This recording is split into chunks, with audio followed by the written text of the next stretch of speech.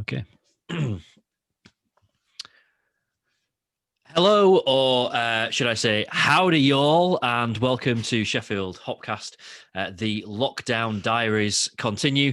I'm James, and of course, here at the Hopcast, we are entirely apolitical. We are thoroughly professional. Maybe I was right first time. Professional at all times, and that of course means that we are neutral in important matters. So the fact that the theme of the show today is American celebration is in no way at all connected to the impending drain pour of a certain orange sour from the White House. Purely coincidental. Bye, Donald. Right, yeah. So it is an American theme this week. As ever, it's as loose as any of us choose to interpret it. We'll meet our guest in a moment, but let's say hey to Laura first. Hi, Laura. Hi. That was my favourite intro ever, James. I thoroughly enjoyed that. I've actually taken it as an excuse to crack open what I think is the last beer that isn't 14% that we brought back from our trip to California last year. So I've gone for this appropriately named Final Rites Rye Ale from Ghost Town, which was in Oakland. It was the first brewery that we went to when we arrived to California last year. We'd been awake for about 24 hours. And it was our favourite place we went on the whole trip. So we set the bar really high when we first arrived. It's a fairly small tap room within a brewery. They play doom music, as you can kind of, the artwork's very in keeping with the whole kind of vibe. And there was my other clear memory was eating the spiciest Mexican food I've ever had from a little taco truck outside, because it was run by a Mexican family, and they asked me if I wanted it hot, and I stupidly said yes. But the beers were great, and yeah, I brought 4 of these back with me, and this is our last can. So I'm cracking this open, and I've carried on the theme with my little Russian River Teku as well. So I'm having a little nostalgia trip on the Hopcast today.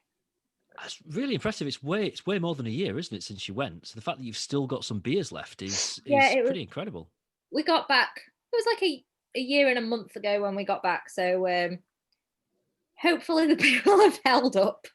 But yeah, it is the last one that we brought. It's a 6.9% rye beer with Amarillo, Centennial, and Cascade. So.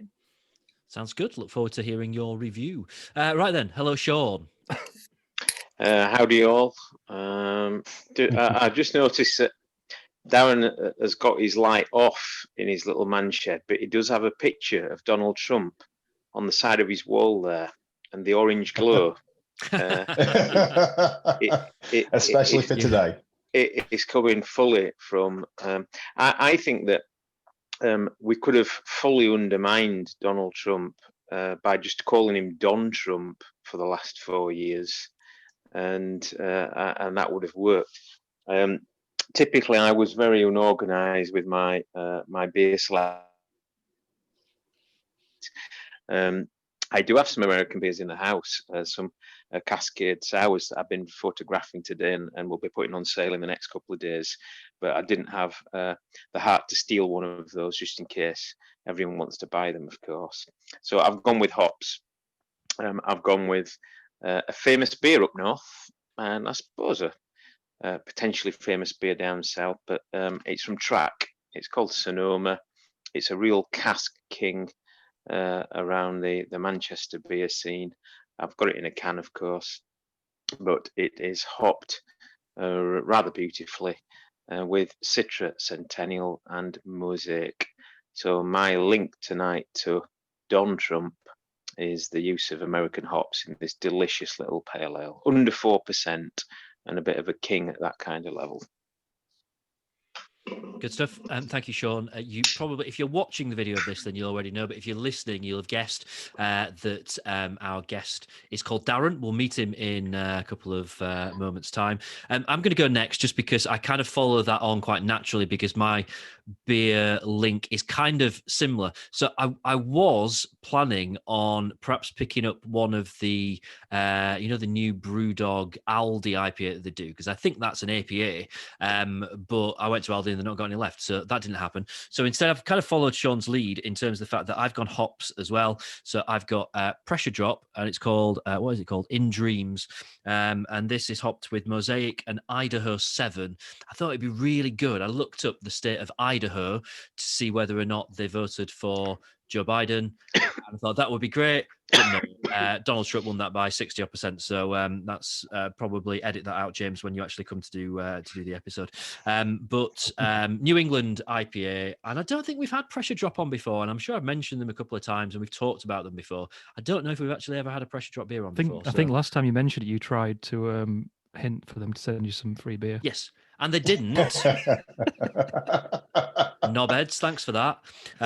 So I bought this with my own money. That's what I've had to do.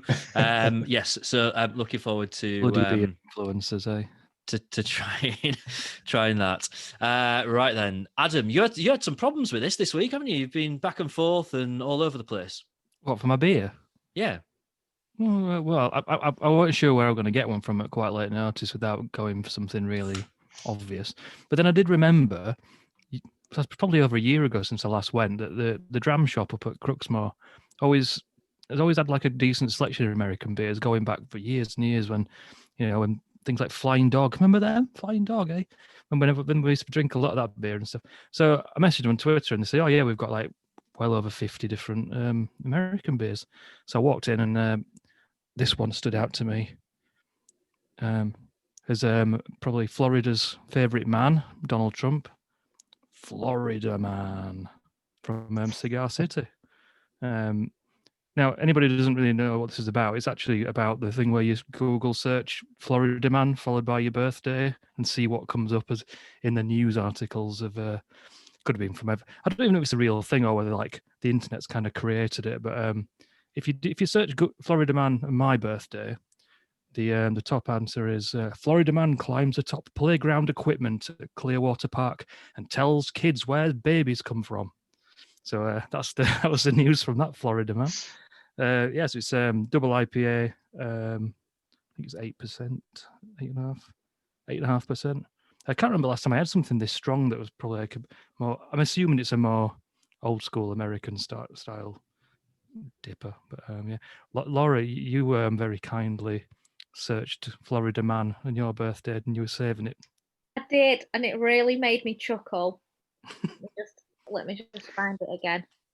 And was Florida man arrested for pretending to be a ghost at a funeral. That's good. I've just done mine while we've been chatting. This is weird. I've got Florida man high on flacker. Attacked officer, said he was God, had sex with tree. There's a lot to unpick there. Anybody else had a go at that? Daz? Sean? Yes. So my top one was Florida man screaming about vampires that set fire to his own house. There you go. Here's to Florida and you Donald Trump supporting idiots. I apologise. I haven't had a go at that. It's great fun. Maybe you could tweet it along with when the episode comes out. You can. All right. Yeah. Randomly throw it out there. My second one is naked screaming Florida man punched parked cars. I'm really intrigued. I'm just going to read these stories. You can entertain yourself. We heard from him slightly there. Our guest is Darren of Industry Tap fame. Darren, hello. Welcome to the Hopcast. For the second episode in a row, I am being out-bearded, and I'm not happy about this at all. Next time, we are not inviting a guest with a better beard than me. I feel like a very small man right now. But good to have you with us, Darren. What's your beer? So I went rather tenuous because because my can is Legitimate Industries, double agent, and if you can see it, there is an American flag there. That's good. I So like tedious. I think tedious links are better than like proper ones. Yeah, so it's a steady 10.4% impy stout, aged in barrels. Obviously, that's the American bourbon barrels. There's a bit of a story about this beer. So the last time I could go anywhere pre-lockdown was Brew London. So I went down to the Truman Brewery in February with good friend Nick. Nick Law of Hop Forward, and and so we get down there. He's got a couple of meetings set up. So while he's doing his meetings, I'm enjoying all the beer. Obviously, bumped into these guys later on in the day when I'm a little bit worse for wear. Asked him for a train beer, and this was my train beer that I got given. So it's been sat in me with my imperial stouts all this time, and I just thought, well, this is the right night to open her. So she has been opened. It is being warmed up. So cheers. Cheers. One nice little bit of American beer news as well that I've just been made aware of. That thought it'd be nice to mention is Sierra Nevada this week have had their 40th anniversary. Wow. Crazy, isn't it? But I thought that was quite nice as well to tie in and something there. Laura, I think there's a Sheffield link with you guys and Odell, I think, as well. That seems to have gone back a fair few years. Is that right? I know Odell did California Red. Abbeydale. I've done a collab with them, haven't they? No, we've not worked with Odell. We went there. Right. Colorado a few years ago. I was thinking you'd done a collaboration. Is there another American brewery that you've done a collaboration with? You're thinking of Nodar? I am, yeah. Yeah, they just won an award at the Great American Beer Festival last month, so they're doing really well. But yeah. What was the beer that you collabed? Yeah, what was the beer that you collabed with them on? What was that? We did a peach beer at their place, and I can't remember. It was really nice, and I can't remember what it was. It'll come back to me. I'll revisit that when I jog my memory. I've just woken up from a nap, so I'm a little bit like a nap on a Sunday, so I'm a little bit slow whirring at the moment, but I'll come back to me on that one, Sean. That's very old lady. I'm impressed. I like it. We've got thinking about, because Thornbridge have done quite a few collaborations with American breweries, haven't they? They did Twin Peaks. Twin Peaks, and the one with Firestone Walker. Yeah, I'm trying to think if there's any more. I'm sure they've done 2 or 3, but good stuff. You're not allowed to call them Sheffield Brewery anyway. I've been told. Who said that? The internet. Or the internet. Well, the problem with the internet sometimes. I tried to argue that they were Sheffield, they were our brewery, but geography says not. They all work. Sean, they are when it suits us. All right. No, the justification being the majority of people that work there live in Sheffield, so it's kind of like it's. No. Do they do a Derby County beer? No. They do a Sheffield Wednesday beer? Yeah. There we go. That's reason if it needed. We should have thought of that when I were arguing about it. They're going to have to take that down a bit, though. I think the Wednesday Pale Ale it's got a little bit too much spritz and life about it, and they're going to have to take it down. It's going to have to be 3.4%. It's going to have to be bland and boring. Call it Pulis Pale. And uneventful. Anyway, well, I love that. We don't do football very much on this podcast. If Pulis Pale was a beer, it would be the crappiest beer in the world, wouldn't it? It really would. Anyway, we'll not get on to football stuff.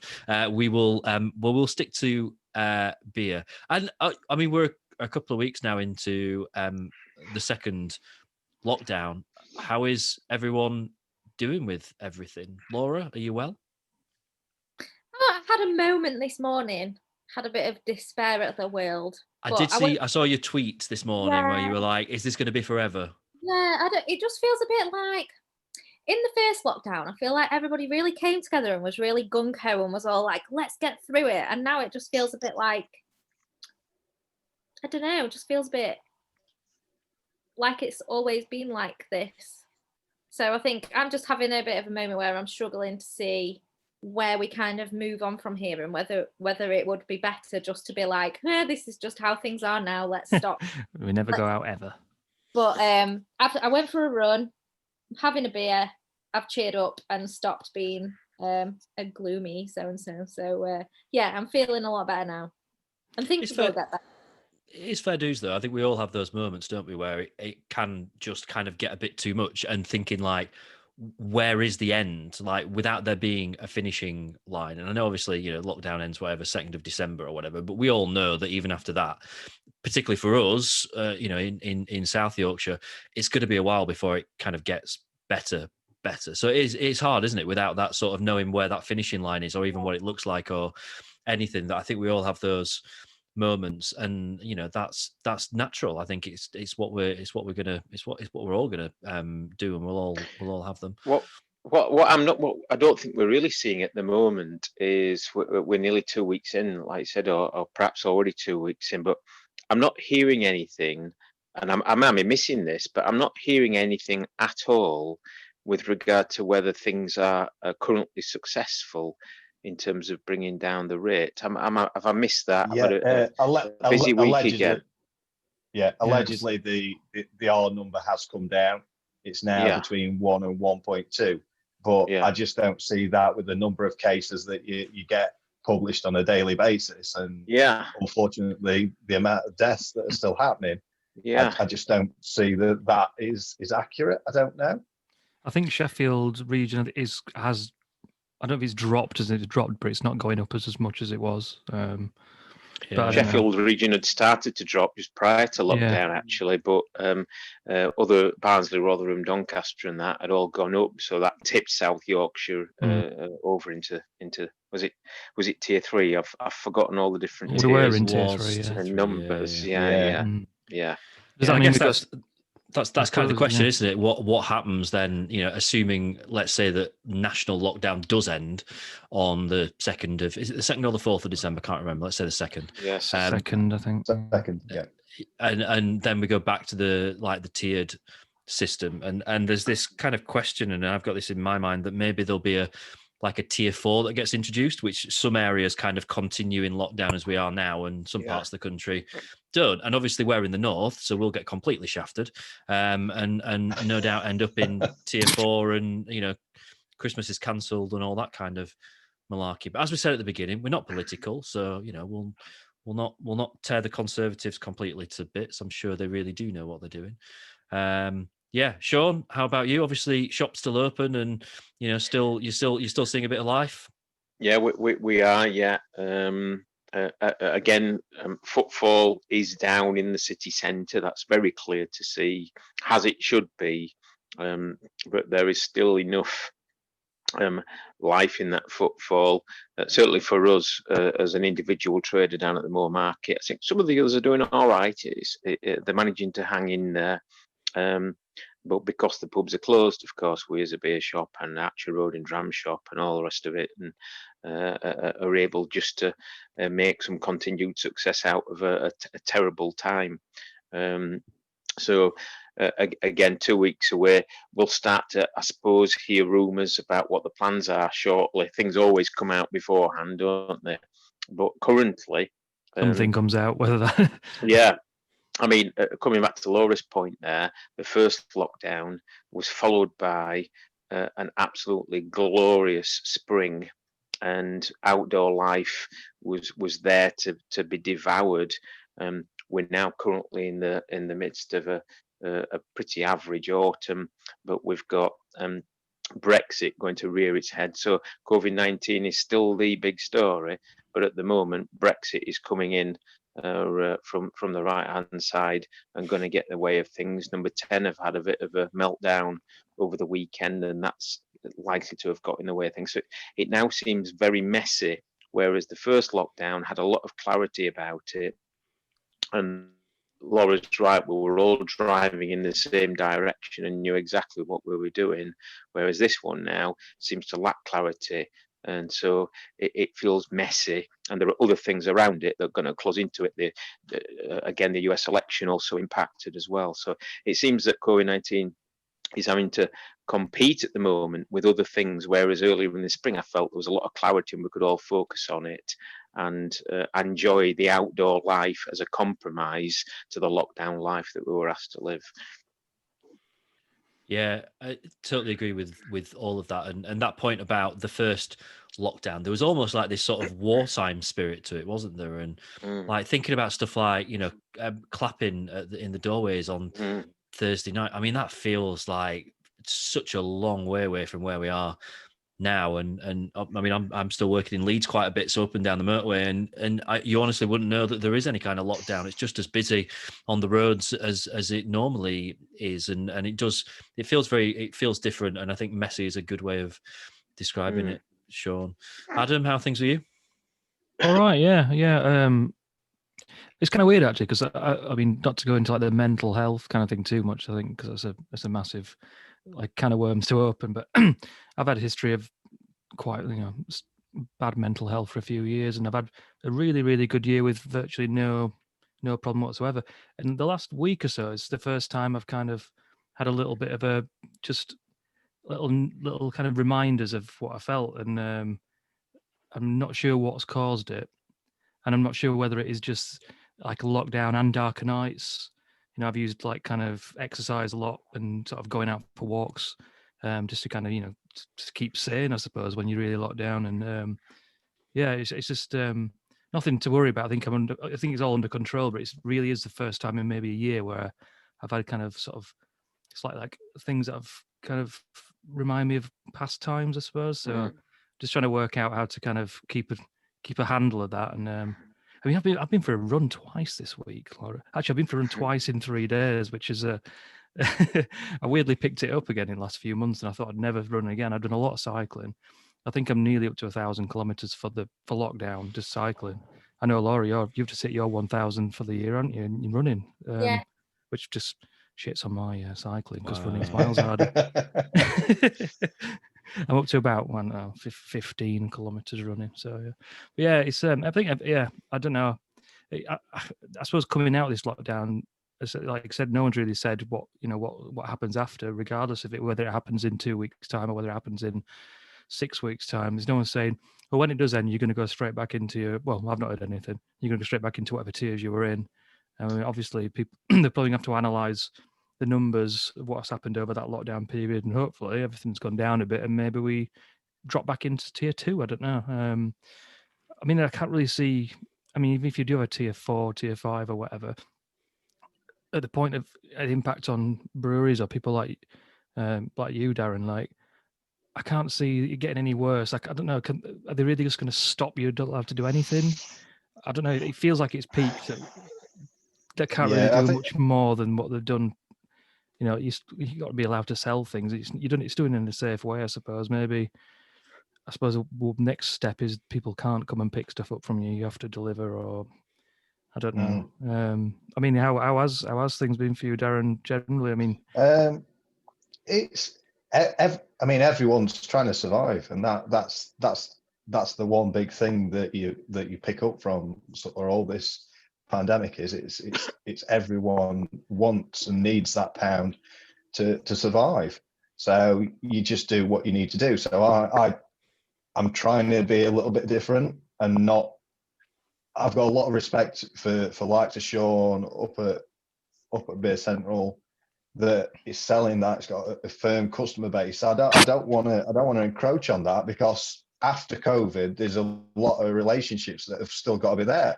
So I'm trying to do stuff differently, which is by selling draft. So I can draft fresh. Customers order it via the app, and then I'll can it. So all the bars still set up, and we just can. Gets a nice little industry tap label on there. Written on it, and it gives them that little bit of taste of what a pub is about. It's about fresh draft. So yeah, I still want to have relationships with every business that's in Sheffield. So by me fighting for 50 pence over price for a can, it's not worth it. I'll try and bring in some cans I know other people haven't got. So like I'm currently got camper van from Leith, so I'm selling them. I've got a good relationship with Paul from Brewery, so I get it direct, and I just try and do that and avoid what everybody else is stocking, really. It's a really good point. That I never really thought about that, about working together to spread what's available. And so, because I know that there's been historical things where I've spoken to people at bars in a very small circle, and they've been like, "Oh God, they've got that on at the same time as we've got it on and stuff." And it just, it's just people not talking. But I suppose in this situation, it's like no one wants anyone to shut down, do they? But yeah, you're right. No. Thinking, okay, well, how can I get customers who want X, Y, and Z that isn't going to impact on people like Sean or people who just want local beers? You're looking for. It's really cool that you're looking for those extra little corners where Sheffield's not really ticking boxes on. Yeah, I think it's really important to remember, because like there's a whole supply chain involved, and I think there's been a lot of emphasis on the pubs and the kind of lack of support that they've had, and I do think that things seem to have been really disproportionately harsh on the pubs. And then obviously breweries have got that voice there already, and they've been able to shout up and say what they've been able to do and all of that kind of thing. But it just affects so much else, and that's one thing that Sheffield is pretty good at, I think, is we talk to each other, we support other businesses, and that's all been really nice. And I think that spirit's been really important to me as a consumer, but also in my job as well. Like exactly like Darren says, we're part of a community, and it's really important that we remember that and don't try and step on anybody else's toes too much whilst we're all trying to do what we can to survive.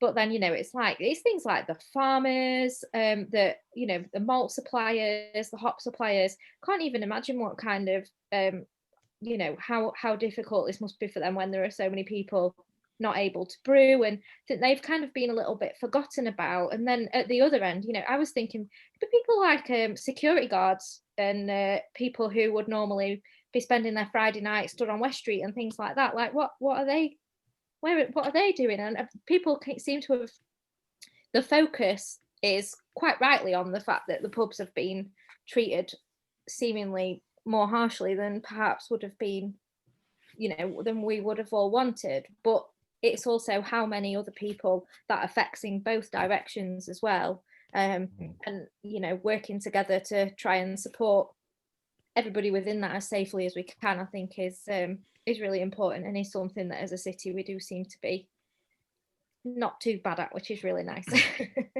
Yeah, I mean, I saw a video on Sheffield Online about taxi drivers, and some of the hours that taxi drivers are having to work to get like less than a quarter of what they were getting pre-lockdown. You like Laura says, you do forget that it's not just me as a venue, but it's like what happens that those people getting home afterwards, they sort of, the numbers are down, so taxis aren't there's still the same amount of taxis on the road, and whilst some of them might have diversified and gone into delivering food, there is those core taxi drivers that are obviously struggling, and it's such a shame. And we have to remember that, as I say, it's as tough as it is for us, it's as tough for other people out there. Yeah, absolutely. I mean, we've got this ray of hope in terms of vaccine, and hopefully the next 2 or 3 weeks are really kind of promising with developments there, and that starts to kind of what you were saying earlier, Laura, about it just kind of feeling so indefinite at the moment. If we get that. Just that thing that starts to be able to sort of see a time scale appear, I think will make such a difference for us as individuals, in terms of, I mean, the mental health aspect of this is so important. And I think it's really good that we can kind of talk about this on something that, we tend to just arse about, don't we, for an hour every couple of weeks. I think it's great that, that we can touch on this stuff that really matters. But something like that is just dead important for us as individuals, but also for the economy and for business to start to feel like there's some sort of idea about actually what happens next and how we do start moving back to whatever normal is going to look like, but something that's better than what we've got now, which is pretty terrible across the board. We've got two important bits of business to do tonight. One of which is, of course, our first ever prize draw, which Sean's going to be doing in a little bit. But then we've also, we need to talk about Christmas, because, of course, normally the highlight of the Hopcast year is us taking 4 microphones into a variety of pubs and getting Sean very drunk, and trying to get him to say Merry Christmas, and him not being able to do it. And that is kind of like, I mean, that's been the highlight of my Christmas for the last couple of years now. And obviously, it's not definite, but I guess it's going to be unlikely that we're going to be able to do it. So we need to start thinking about what we're going to do instead to mark Christmas on the Hopcast. And I'm mentioning this I've not mentioned it to any of you beforehand. I'm mentioning it now to throw it open to ideas, but also in plenty of time. So maybe we can throw it open to the audience as well. If any of you guys have got any sort of ideas, obviously we did the Hop Fest during the summer where we invited lots of people to join us. Could do something like that again. So something that is as inclusive as we can do around Christmas. James, Sean, you are pointing your finger at me. Don't forget. Don't forget that was at a point. That was just a waggle. Don't forget to. We have been invited, and we've agreed to do at least one show where we are all beer judges with Christmas in mind. Yes. And so the Demon Brewers of Penistone Homebrew Club. And there are some unbelievable brewers in that club. Very nice thing to say. Have all either already brewed or are just brewing their very, very best Christmas beer for us all to sup and judge. So it doesn't get any better than that, does it? So that's one option we've got as well. That is very exciting, and that will be great. I think. I mean, look, there's no rules this year, so we can have 2 or 3 Christmas episodes. We can do whatever the heck we want to do. And I'm really keen that we do something that involves as many people as possible. And I think that it's going to be a weird Christmas for all of us, and we're not going to be able to do a lot of the stuff that we normally would do. So anything that we can do just to give everyone something to look forward to, I think is super important. So we'll work on a few ideas.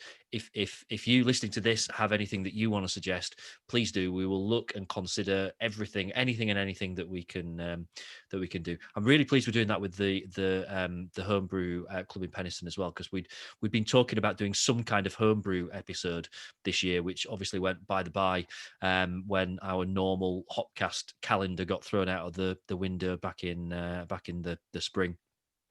But brilliant to do that, because I think we've got like 2 or 3 really good homebrew clubs around this area. So brilliant to be able to do something with one of those. So some of the beers are absolutely ridiculous. So I'm not sure we're going to be able to go get through it all in one episode. I think we should do though. I think we should persevere with it and just see what happens. I can't see how it can possibly go wrong. As long as it's done for Sean's Sunday dinner at 7 o'clock or whatever it is. Oh no, I think I might be able to get a special dispensation pass for the Penistone night. I won't have to. I'm gonna have to close on the Monday. Yeah, that's it. Jim judged, didn't he? Was it last year, Sean, or was it the year before when you and Jim judged? When we went up, didn't we? Yeah. Me, you, and Jim went up a couple of years ago. Yeah. And again, just sucked beer and judged for the night.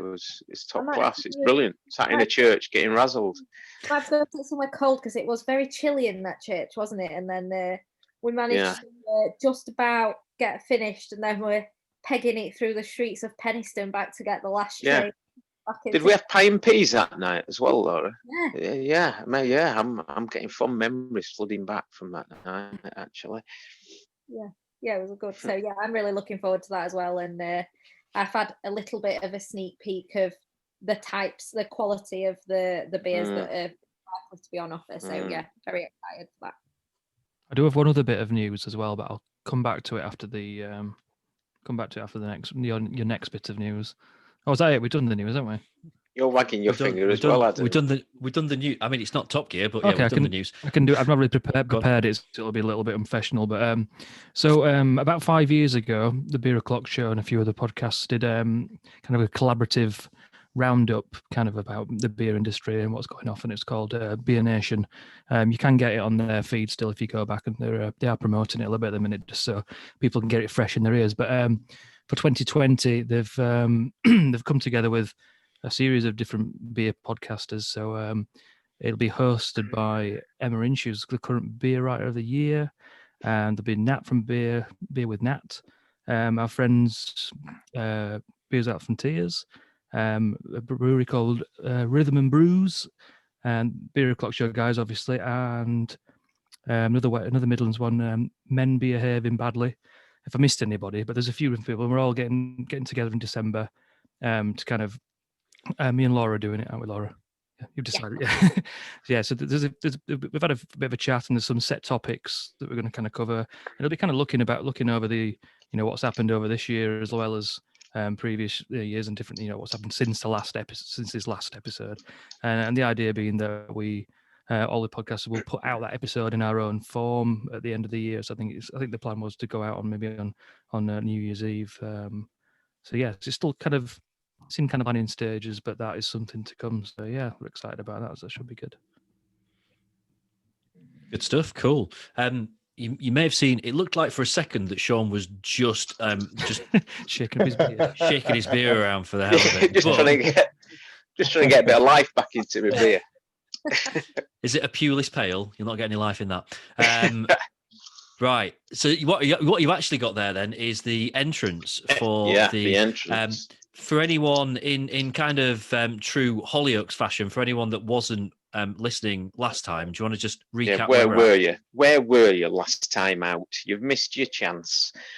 So yes, as part of what was it? What was the subject last time out? Was it sour beers? It was it was. Well, it's Funk Fest at home, wasn't it? Correct. Yes. So I had a that night. Hansen's VSOR, very special Old Red from Belgium with strawberries, raspberries, cherries, and I think it's blackberries in there. And we got a case, and so I had one. We've got 11 left, and I thought it would be a nice idea at a time where sort of lockdown's kicking in and things can be a bit gloomy. I thought it'd be a nice idea for us to chuck 11 bottles into the pot and invite people to enter. It wasn't a complicated entry, so we've got a nice glass full that Deborah's very kindly cut up for me earlier, so I don't know where people are in this little glass of beers. And so I'm going to pull out 11 names and read out the names. I think that's how it works with the prize draw, isn't it? And old school. The unlucky ones left in the glass are will miss out. So here goes. And that was good. The unlucky ones left in the glass. Tough shit. Sorry, you get nothing. I'm assuming that they have to listen to this to know if they won, and we're not going to post it on Twitter. Yeah. I did think about that. Yes, so I would feel slightly guilty if someone gets their name drawn out and they don't. So I'd invite all of these names to contact me in some way. How long they got to claim your prize? End of lockdown to claim your prize. While we're doing that, are there any other names? I'm thinking 0-0 draw would be a good name for the Pulis Pale Ale. Are there any other cloudy morning? Is there anything that we could have? Long ball bitter. So basically, just to unpick this, Sheffield Wednesday have got a new manager who's historically a bit boring, like not. Yeah, He gets the job done generally, but yeah. not very pretty way. It's called Tony Pulis. So I was that's just going to ask if you were sorry, making Laura. it. I suppose these niche in jokes don't really like kind of always wash. Laura, out. yeah, you brew the beer, Laura. Name it 0-0 draw, and that will sell in the red and half white of Sheffield like hotcakes, definitely. Right, so in between our Pulis puns, first name out is Alison Bamforth. She's a Durham Valley girl, so I'm not far away for delivering that. Actually, I'm only about a mile away from Alison at the moment. So Well done. good Well stuff. done, Number Alison. 1, Alison, very well You'll done. be playing ball number. Yeah. Is away to Ecuador. So next up, beer number 2 of our 11 is Malcolm Lomax, and I know Malcolm as well. I know, yeah, he's a chef. He's a chef and He's a works chef. I think at Sheffield Hallam, teaching lots of budding chefs of the future. Did his lovely bread, I think, during first lockdown. Beer number 3, Martin Rhymes. Martin Rhymes. Don't rhyme me much, Martin, does it? No. What, Weirdly. go on, what can you go for? So Martin is a Doncaster lad, so just to show we're being diverse in terms of we've got Durham Valley, we've got Sheffield, and we've got Doncaster so far. Martin, number 3. I can number only think of farting. Apologies, Martin, if you're Sorry, it's got free beer.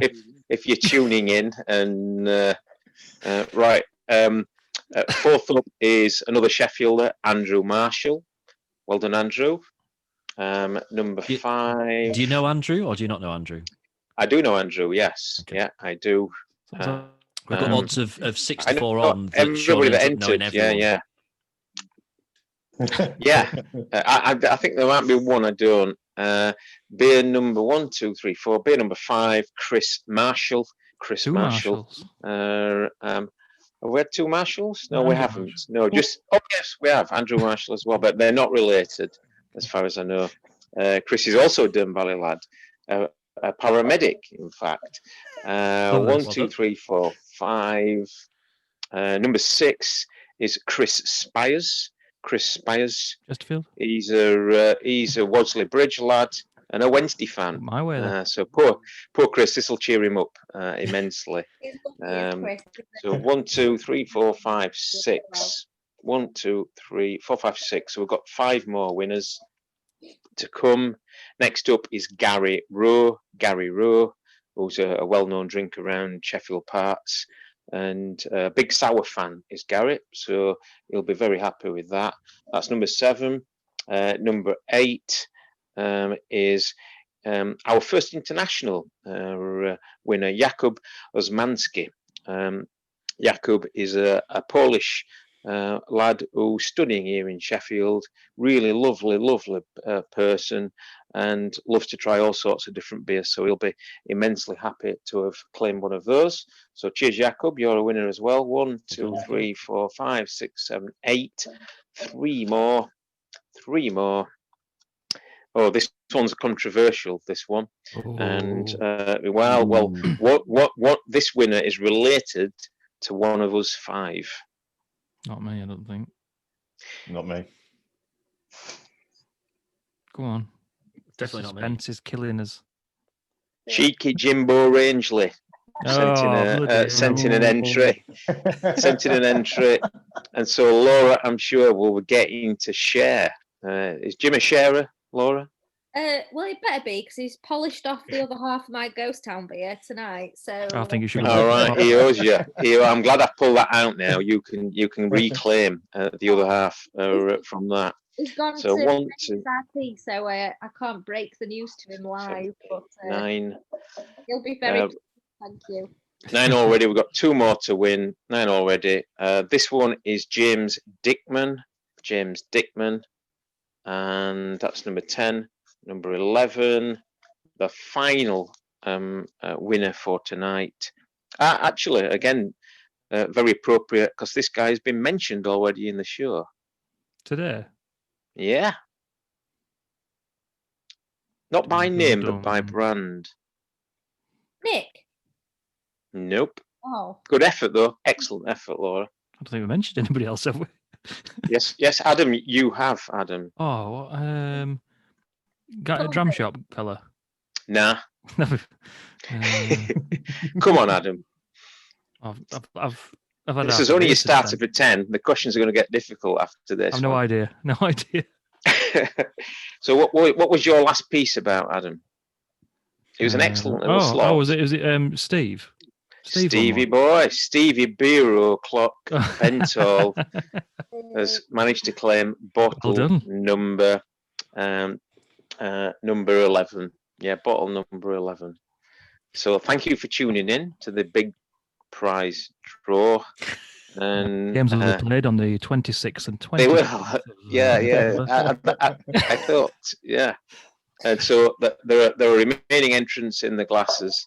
Get nothing, unfortunately. Unless depends if they get claimed or not. Have they got Okay, right. Yeah. So all 11 names that have just been read out. I'm sure you're all regular listeners, and so just contact me, and we'll arrange for that to either go in your box if you're a customer of ours, or arrange for it to be in the shop for you to call down and collect at any point. Thank you very much, and good night. Thank you for Well that done, Sean. nice, concise Cheers, prize guys. draw there, Sean. Yeah. Good stuff, and great to hear so many names as well, which is brilliant. Okay, right, what have we got left to do? Well, we need to talk about our beers. Darren, we've not really. I mean, we've done an episode in the industry tap before, but we've not talked about it tonight. So this is the floor is now yours for anyone that's listening that doesn't know anything about the industry tap. Tell us all about it. Yep. So craft beer bar called Industry Tap on Sydney Street, just down from the Rutland. So bringing beer to the side of the town that really matters. Not Kellen. So yeah, 21 lines normally in operation. I've gone up to. I'm hovering between sort of 15 and 21 at the moment. I've got some beers. Like I say, I'm canning draft during lockdown. So yeah. It's a lovely space. Really enjoy being there. Enjoy being, as I say, that side of town. It's all right. Sean just disappeared. Sorry, I've dropped one of the winners on the floor. I've dropped it on the floor. I can't find it. I'll do it after. Go on, Dazzler. Yeah. So not far from Sean. It was nice to host you guys when you did the podcast there. Hopefully I'll see you again after lockdown when we can all meet and enjoy a sociable pint. COVID, it's a strange thing. Difficult times for everyone. Totally get where Adam's coming from with a mental health issue. I mean, I'm currently furloughed. So I've got Lewis, who works for me, who's manning the bar on a Friday and a Saturday, doing an absolutely sterling job of doing takeout. It's really difficult to know what to do with yourself. I'm finding I'm looking at a lot of training while not here, knowing the ins and outs of social media, doing bits and pieces like that. This is great to get to see 4 other faces that are as passionate about beer as I am. It's really, really nice. We went through a little bit of a rebranding during the summer. Had his first birthday on an absolutely cracking weekend in September, which was really nice. I'm still here, still enjoying doing what I do, and I'll come out of lockdown, and I'm sure there'll be a change again. So I may end up doing microwave food to make sure I can open and serve great beer if we do reopen in Tier 3. So yeah, it's good. Darren, it's a beautiful little bar that you've got down there, and we can see your building from our shop, just a few strides out of our shop. And we must have done it 100 times, where we take someone out of our shop, walk them across to the window, say, look down there. Can you see that sandstone building with the windows? In the bottom of there is Industry Tap. Just walk down straight down there and you'll come to it. I think it's Sheffield's most sort of European feeling bar. It's got a European feel, and I think that you can look forward to the first sunny days of next spring. Particularly, you've got Sheffield's best little outdoor area there in claiming sunshine out on the pavement, and it has a real, I think, your beer lineup is outstanding, but I like that sort of little European vibe that you've got down there. I don't think that's anywhere else in the city. I think we talked about how quick it was to walk from my work, which annoyingly we're not at because we're working from home. What have you done it, Adam? What have you done it? Desk to bar. What's your record? I don't know. Well, Daz has under been 60 seconds. Can you do it in 60 seconds? Daz has to pick up all his deliveries every other day anyway. If I were running, my desk on the second floor, right at the back of the building, so I could probably do it in 20 seconds or something. 20. That's impressive. I mean, but from door to door, it's what, 5 seconds. It's next door but one, isn't it? That's impressive. I feel like we've got to do this when we're able to. We're going to have to do the Adam beer sprint and see how quickly you can. I never know. I might have to go in to pick some up. So next time I go in, I'll try and remember just to film myself running out of it. Do it. Do that. I look like I've robbed the place, but we need someone lend us a GoPro so we can film this and make a video of it. From desk to pint in 20 seconds. Brilliant. Right, let's talk about our beers then. Laura, how is yours? Has it survived the test of time? Yeah, it was really nice. I'm not the hugest fan of rye beers. A lot of the time, I find them a bit like drying. They're not always my favorite, but that was really good. Like the hops meant it was nice and fruity, and they'd lasted quite well, and it's developed quite a nice sort of caramelly undertone. So it reminded me a bit like sort of like a less strong barley wine kind of vibe going on. So yeah, I really enjoyed it. As I mentioned previously, Jim drank half of it, so it's all gone. But it was very nice. Terrible behaviour by Jim. Terrible. Just have a moment so that anyone that's listening to this just realises just how bad behaviour that is. Right, Sean. I'm going to be quite bold here, and this is perhaps a question more than a statement, but I'll jumble it into both. I think Sonoma is the best sub 4% pale ale in the world. I'd agree. Yeah, and I've been thinking now, what else can I come up with that is better than that, below 4%? So any of our listeners and viewers, if we are missing a trick here. The only thing that's springing to mind for me is Colonel Table Beer. Yeah. Those Cloudwater Smalls are good if you get them. That North one they had that were 2.8 were good. Because this is 3.8 though, whereas they're 2.5s, 2.8s, and 3s. Because this is 3.8, I think that little gap elevates it, and it takes it well beyond 4%. I think in flavour, and you keep having to read the can just to make sure that it's not 5.8 at 3.8. So again, a call out to everybody: if we're missing a trick, if there's anything there that's better than that, I think I'd have to in put can it and on cask and on keg, I suppose. I think I'd have to make it like a 3.5 to 4%. I think it's too hard. I think to kind of just go out under 4. I think, but out under 4. Because I think you appreciate your 2% beers in a different way than you would to like a kind of a 3.8. I think, to me, because you kind of think about it in like how good it is for a different reason. But all right.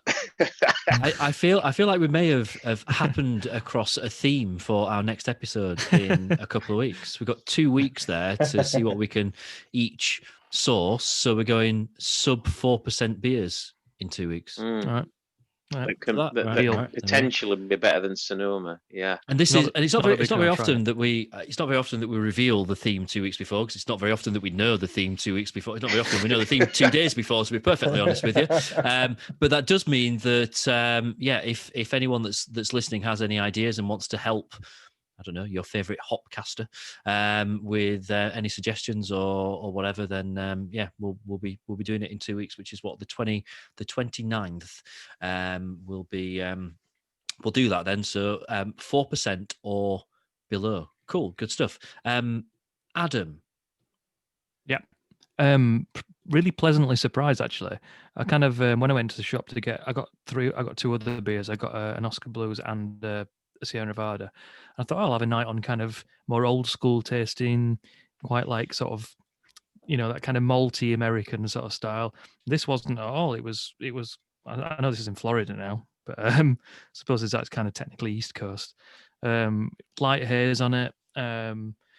Doesn't really taste 8.5%. Didn't taste kind of too like cloying or anything. So it tasted really light. Really enjoyed it.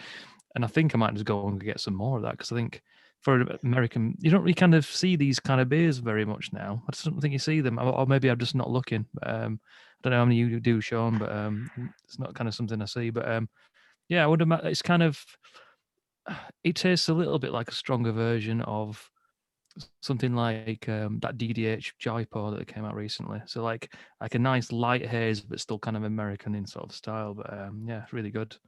Good stuff. Recommend it. I don't think I mentioned actually the pressure drop is 5.8%, which is fairly kind of meaty, isn't it, for a pale ale? Exactly what you'd expect from pressure hop. Very pressure hop. I've just invented a new brewery. Pressure drop, very hoppy or very droppy, depending which way around we're doing this now.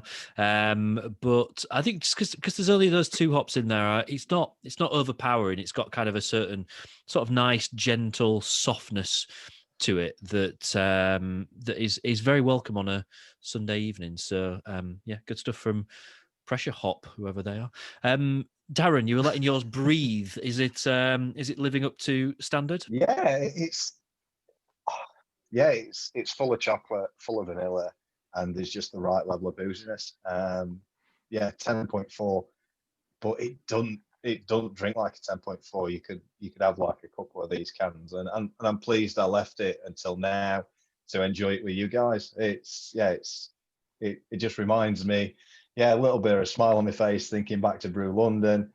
Smile on my face thinking, I'm not, whilst I might be in my little man cave here, I mean, there's 4 other people with me, joining me in my man cave with my man bar, and it's nice to be drinking a good imperial stout. Stuff. Brill, that's fab. Right, all that remains for us to do is our beer selfie.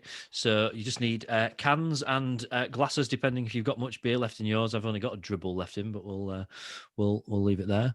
And nice big smiles. We're not going to get through a US edition without mentioning Donald Trump, are we? Mentioned him. I know only briefly. What one word would we all just use to describe him individually, just out of interest? Is that fair game? Man-child. Can you have that as one word? I just really like that it's kind of I'm just going to go with Trump, which is funny.